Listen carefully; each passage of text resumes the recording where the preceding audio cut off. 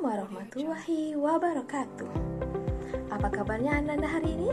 Semoga semuanya dalam keadaan sehat dan harus semangat ya untuk mengikuti pembelajaran kali ini. Baiklah, untuk pembelajaran kita kali ini adalah tentang partikel penyusun benda dan makhluk hidup.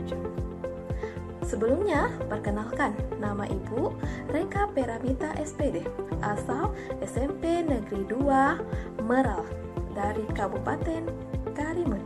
Kita mulai materi kita kali ini, yaitu partikel penyusun benda dan makhluk hidup. Kompetensi dasar yang diharapkan yaitu untuk pengetahuan adalah menghubungkan konsep materi, atom, ion, molekul, struktur zat sederhana dengan sifat bahan yang digunakan dalam kehidupan sehari-hari, serta dampak penggunaannya terhadap kesehatan manusia. Sedangkan untuk kompetensi dasar keterampilan yaitu menyajikan hasil penyelidikan tentang sifat dan pemanfaatan bahan dalam kehidupan sehari-hari. Dan tujuan pembelajarannya yaitu 1. Mengidentifikasi sifat zat dan pemanfaatannya dalam kehidupan sehari-hari. Kedua, menyajikan hasil identifikasi sifat zat dan pemanfaatannya dalam kehidupan sehari-hari. Itulah dua tujuan pembelajaran pada materi kali ini. Mari kita masuk ke materi sifat zat dan hubungannya dengan partikel penyusun dan strukturnya. Setiap zat memiliki sifat yang unik dan berbeda dengan zat yang lain, yang mana disebabkan oleh perbedaan jumlah dan jenis atom penyusun suatu zat, perbedaan ikatan atau perbedaan struktur atom atau molekul-molekul penyusunnya.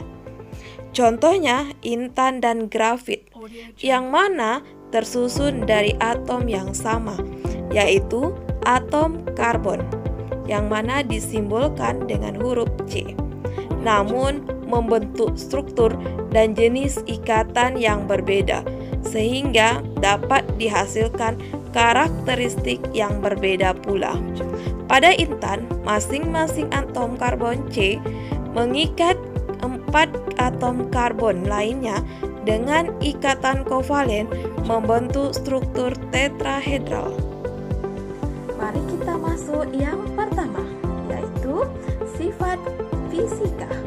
Sifat fisika merupakan sifat yang dapat diamati tanpa mengubah ciri-ciri dan komposisi suatu zat, serta sifat fisika tidak berhubungan dengan pembentukan zat baru. Ada 9 contoh sifat fisika, di antaranya yaitu 1. Kerapatan atau biasa disebut dengan densitas atau massa jenis. Kerapatan adalah massa zat dalam satuan volume tertentu. Satuan kerapatan adalah kilogram per meter kubik atau gram per mililiter. Massa jenis gas asetilen lebih kecil daripada massa jenis udara. Ini disebabkan karena perbedaan massa atom partikel penyusun zat, sehingga gas asetilin lebih banyak dimanfaatkan untuk mengisi balon agar balon tersebut dapat terbang di udara, seperti pada gambar. 2. Kekerasan. Kekerasan merupakan ukuran untuk menentukan keras atau lunaknya suatu zat. Kekerasan diukur dengan skala Mohs dengan menggunakan alat yang disebut sklerometer. Semakin besar skala Mohs pada suatu zat, maka semakin keras pula zat tersebut. Contohnya, yang pertama, logam natrium dengan kekerasan sebesar 0,5 sampai 0,6 Mohs. 2. Timah dan grafit dengan kekerasan sebesar 1,5 mol. Atau contoh lainnya yaitu emas, perak, aluminium, dan seng yang masing-masing memiliki kekerasan sebesar 2,5 sampai 3 mol. 3. Elastisitas. Elastisitas merupakan kemampuan suatu benda untuk mempertahankan diri ketika terkena tarikan atau dorongan dan mampu untuk kembali ke ukuran serta bentuk awal ketika gaya tersebut dihilangkan. Setiap zat memiliki elastisitas tertentu. Zat seperti es batu, kayu, dan gelas memiliki elastisitas rendah, sedangkan karet memiliki elastisitas yang lebih tinggi, karena karet akan mampu kembali ke posisi semula ketika gaya dihilangkan. Contoh sifat fisika yang keempat, yaitu daya hantar. Daya hantar adalah kemampuan suatu zat untuk menghantarkan panas atau listrik. Berdasarkan sifat, benda dapat dibedakan menjadi 3, yaitu 1. Konduktor adalah bahan yang terbuat dari zat yang mampu menghantarkan elektron dengan mudah. Contohnya besi, tembaga, emas, dan perak. 2. Isolator adalah bahan yang memiliki kemampuan rendah dalam menghantarkan elektron. Contohnya plastik dan kayu. 3. Semikonduktor adalah bahan yang jika berada pada suhu rendah bersifat isolator dan pada suhu tinggi bersifat konduktor. Contohnya adalah silikon dan germanium. Berikutnya, yang kelima, kemagnetan. Sifat kemagnetan adalah kemampuan suatu zat untuk dapat dipengaruhi oleh medan magnet. Sifat kemagnetan dibedakan menjadi 3, yaitu 1. Ferromagnetik adalah benda yang dapat ditarik kuat oleh magnet. Contohnya besi, baja, kobalt, dan nikel. 2. Paramagnetik adalah benda yang ditarik lemah oleh magnet. Contohnya magnesium dan litium. 3. Diamagnetik adalah benda yang tidak ditarik oleh magnet. Contohnya perak, emas, tembaga, dan bismut. 6. Viskositas atau kekentalan. Viskositas adalah ukuran kekentalan fluida yang menyatakan besar kecilnya gesekan di dalam fluida. Semakin besar viskositas suatu fluida, maka semakin sulit suatu fluida mengalir, dan semakin sulit suatu benda bergerak di dalam fluida. Contoh fluida yang memiliki viskositas tinggi adalah madu dan oli. Sedangkan contoh fluida yang memiliki viskositas rendah adalah air. Selanjutnya, titik didih. Titik didih adalah suhu saat zat cair mulai berubah menjadi uap pada tekanan tertentu. Contohnya, yang pertama, air pada suhu 100 derajat Celcius akan berubah menjadi uap. Ini berarti air memiliki titik didih sebesar 100 derajat Celcius. Yang kedua, penggunaan oli sebagai pelumas mesin kendaraan bermotor, di mana titik didihnya bisa mencapai 300 derajat Celcius. Yang kedelapan, titik beku. Titik beku adalah suhu pada tekanan tertentu saat zat cair mulai berubah menjadi padat ketika suhu suatu zat diturunkan. Contohnya, air pada suhu 27 derajat Celcius pada tekanan 1 atm berwujud cair. Tetapi saat suhu air diturunkan menjadi 0 derajat Celcius, air akan berubah wujud menjadi padat. Peristiwa ini menunjukkan bahwa titik beku air adalah 0 derajat Celcius.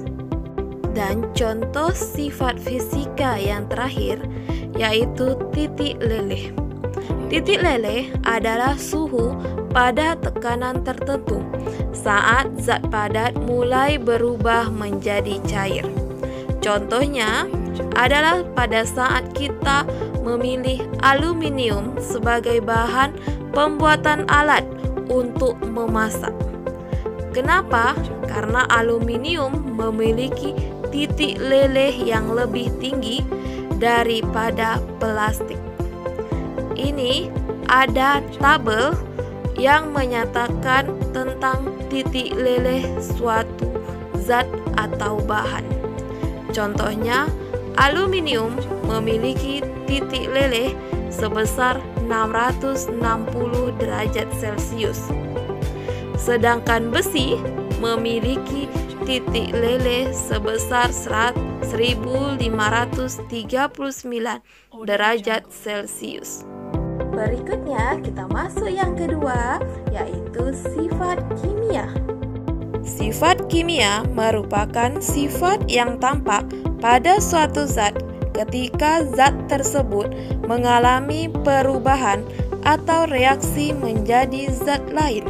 Contoh sifat kimia ada 3, yaitu 1. Kestabilan adalah kemampuan suatu zat untuk mempertahankan diri dari perubahan atau dekomposisi di lingkungan alamiahnya, atau ketika terkena udara panas, cahaya, tekanan, kondisi alami lain, atau akibat adanya reaksi alami yang dapat terjadi pada zat tersebut. Contohnya adalah styrofoam yang digunakan sebagai pengemas makanan. Styrofoam memiliki stabilitas yang rendah terhadap panas. Oleh karena itu, kita dilarang menggunakan styrofoam karena akan menimbulkan penyakit. Contoh sifat kimia yang kedua yaitu kereaktifan. Reaktivitas adalah ukuran yang menunjukkan mudah tidaknya suatu zat bereaksi dengan zat lain. Contohnya karbid. Karbid itu adalah suatu senyawa kimia dengan rumus kimia CaC2 yang digunakan untuk mempercepat pematangan buah dan juga digunakan dalam industri las karbid. Contoh sifat kimia yang terakhir, korosivitas. Korosivitas adalah suatu zat yang memiliki kemampuan atau kecenderungan untuk menyebabkan korosi. Contoh yang memiliki korosivitas yang tinggi adalah asam klorida, yang biasanya terdapat di dalam cairan pembersih lantai. Baiklah, untuk kesimpulan pembelajaran kita kali ini yaitu sifat fisika merupakan sifat yang dapat diamati tanpa mengubah ciri-ciri dan komposisi suatu zat, serta sifat fisika tidak berhubungan dengan pembentukan zat baru.